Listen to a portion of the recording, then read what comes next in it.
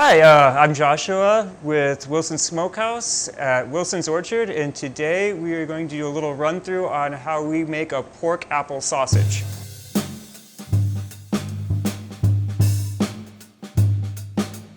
My first step the night before is taking all my grinder parts, all my tools, and sitting them in the freezer so they're nice and cold. It'll help the fat from separating from the meat. Otherwise, we're gonna go right into the trimming. For this, we are using a Berkshire pork shoulder.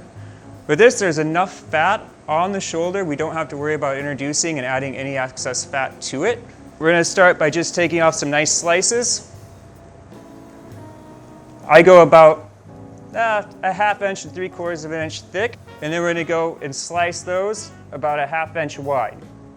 Ideally, we're just trying to get a nice cut that will fit through the grinder, anything about like that. For time's sakes, I already have 10 pounds of pork setting aside. And after this pork is trimmed, I like to set it in the freezer for about 20 minutes just till it gets a nice kind of crust over it. This will help too with the grinding process and keep everything nice and combined and help that fat from melting. So the pork shoulder for our sausage will go through the grinder twice.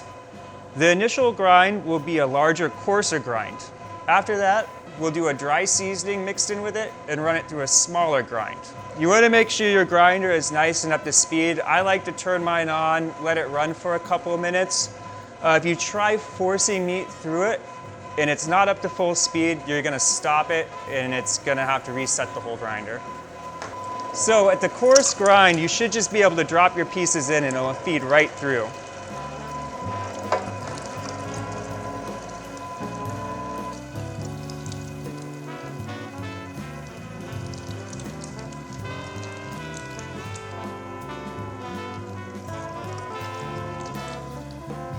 Now that we're finished with our initial grind, we'll change our die plate and clear out any excess meat that's stuck in here.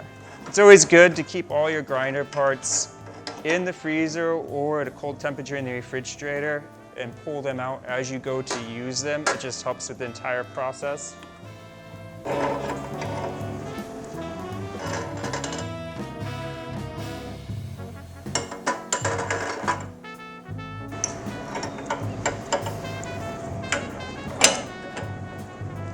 And now to our dry spice kit. Our spice kit is just a combination of seasonings, spices we're using to flavor the sausage. Your spice kit could be as simple as salt and pepper to adding fennel, crushed chili pepper, sage, thyme, rosemary, whatever you're kind of come up with. There are also a lot of base sausage recipes you could look up in different cookbooks and online, a lot of classic sausages. So ideally, we're just gonna go ahead and blend this in. I like to just go ahead and mix it by hand. You could use some sort of utensil, but I feel like it's always just a better product done by hand. And we are gonna run this through the grinder a second time, so you don't have to go too crazy with it, but it's just kind of nice to get it blended in now. After a good mix, we'll load this up into the hopper.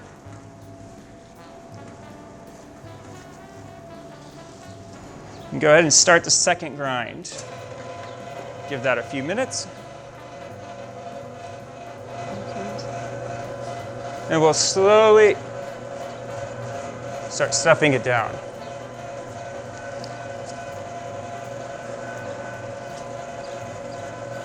The benefits of running it through twice are primarily running it through that small coarse plate is going to be very difficult in large chunks.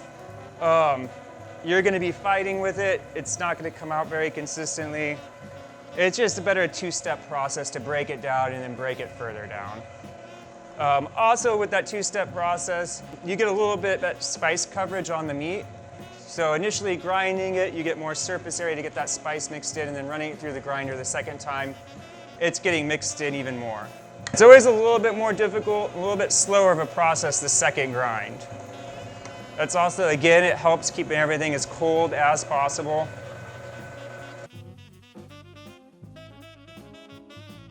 And just as a side note as well, in your dry spice kit, it's important to note if you will be cold smoking your sausages at all, to use the correct amount of a curing salt. If you aren't using any curing salt, you will need to make sure that you're only hot smoking your sausages or cooking them directly. All right, and our second grind is complete. So after the second grind is when we'll add any of our wet and fresh ingredients. I've already chopped up some apples off of our orchard. Next to the apples, I have some cider made here at Wilson's Orchard. I'm actually using the Honeycrisp today.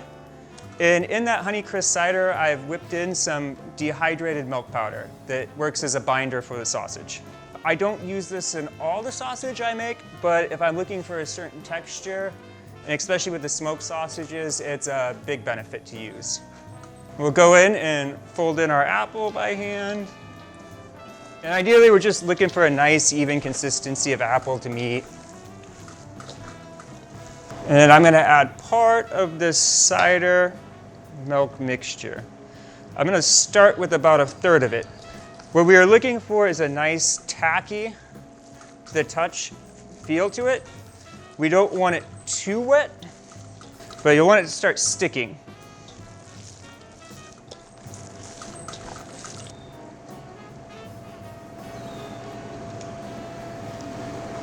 And just a little bit more and we'll be right where we want to be. All right, and the next step will be move on to casing our sausage. So moving forward, there are two primary ways you could stuff your casings. I like to use a hand crank stuffer, or you could use your grinder, which tends to have stuffing attachments. I feel like I get a much more solid product with the hand crank stuffer, but it's up to you choice-wise. Stuffing the hopper, you want to make sure your pork mixture is pressed firmly in. You don't want any air pockets. As you put pressure onto the meat, when you crank, if you have air pockets, you're going to get air pockets in your casings and you're going to have to stop and back up. And it makes a much longer process. So as I load these by handfuls, we're just going to make sure it's all evenly pressed in there and we're pushing out any air. All right, so after our hopper's stuffed, we will start sliding on our casings.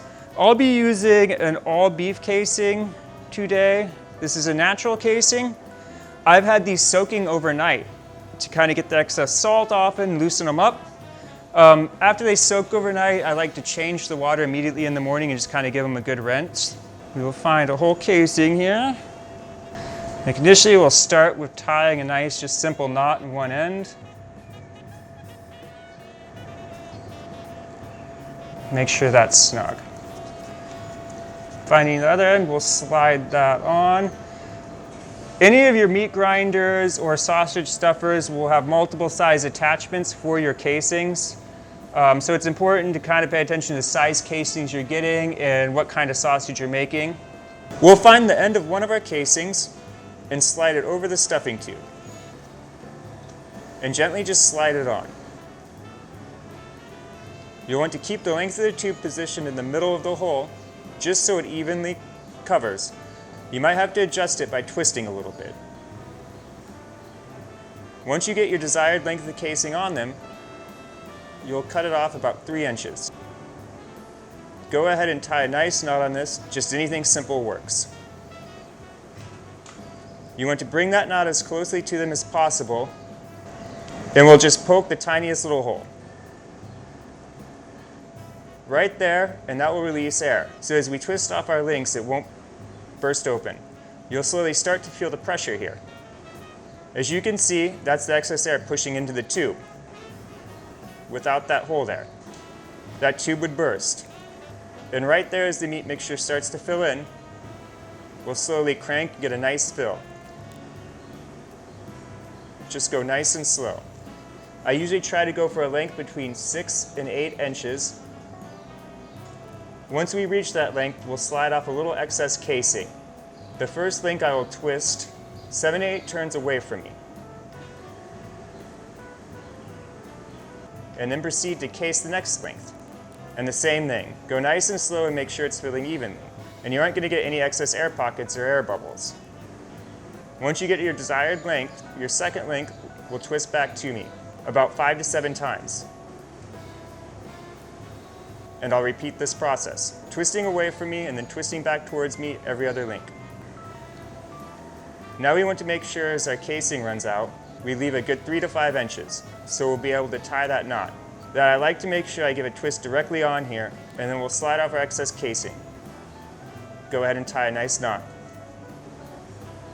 After we finish with the casing, we'll go ahead and just do a couple real quick, small, tiny holes in each sausage. All right, and that is it for the grinding, seasoning, and casing of some of our house sausages. These will now go into the walk-in overnight, and they will set up. The casings will kind of firm up, everything will tighten up, and these will go in the smoker tomorrow for anywhere from 3 to 4 hours. And welcome back. So we've just pulled our apple pork smoked sausages. These smoked for just under 4 hours, the internal temperature hitting right around 160. And we're gonna cut one up and see what it looks like. It has a nice pink smoke color to it, not a heavy smoke. If you start getting too heavy, you have a very kind of bitter taste. Just a real nice subtle smoke flavor. Lots of fennel from the spice kit. And the apples just add a little bit of nice sweet but yet tartness to it. And that's a quick run through on how we do one variety of sausage here out at Wilson's Smokehouse. If this looks good to you, make sure to come out, try one, grab a nice cider with it, have some nice barbecue sides to enjoy the scenery. Thanks.